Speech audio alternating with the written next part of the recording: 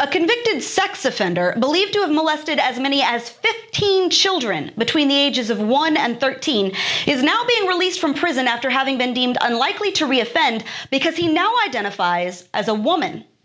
Didn't catch all that? Let me rephrase. A biological man who has committed multiple sex crimes against kids said he thinks he's a girl, and it got him out of prison.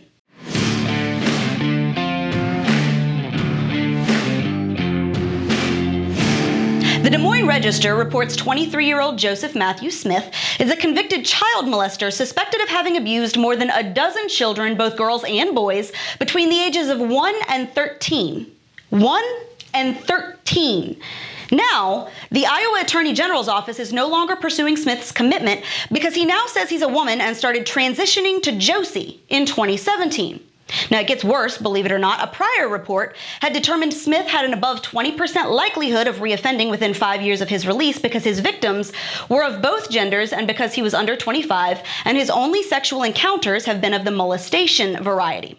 That report, however, was premised upon Smith having the sex drive of a man, which the state has decided is no longer relevant thanks to Smith's hormone replacement therapy. The Des Moines Register also reports that Dr. Tracy Thomas, a forensic psychologist and former clinical director, said that the statute that outlines civil commitment requires the state to essentially prove an offender has a chance of reoffending greater than 51% for the rest of his life, and that becomes harder to prove when an offender significantly lowers his testosterone levels, which has a significantly higher impact on sex drive than estrogen.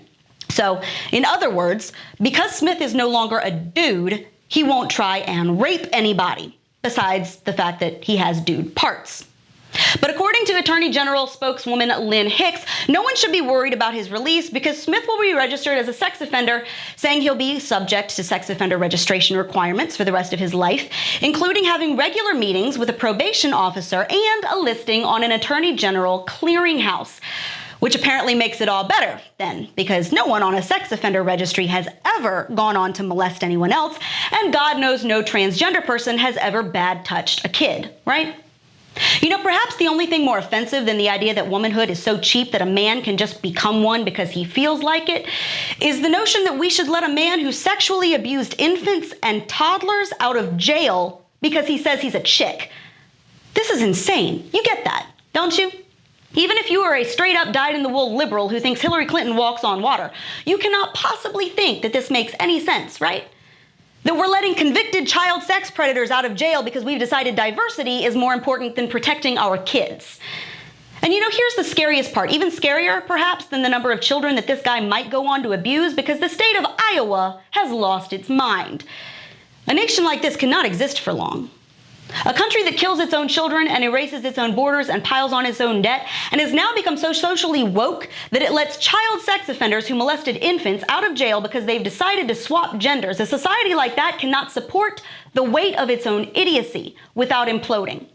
So unless by some miracle we manage to pull our collective heads out of our own rectums long enough to realize how far down this rabbit hole we've gone and that maybe we should think about turning around, it's not going to be the coronavirus or an Iranian nuke that takes us out. It's going to be ourselves. And that's your Reality Check America. Make sure you subscribe to our YouTube page, like us on Facebook and Twitter, and stay sane out there.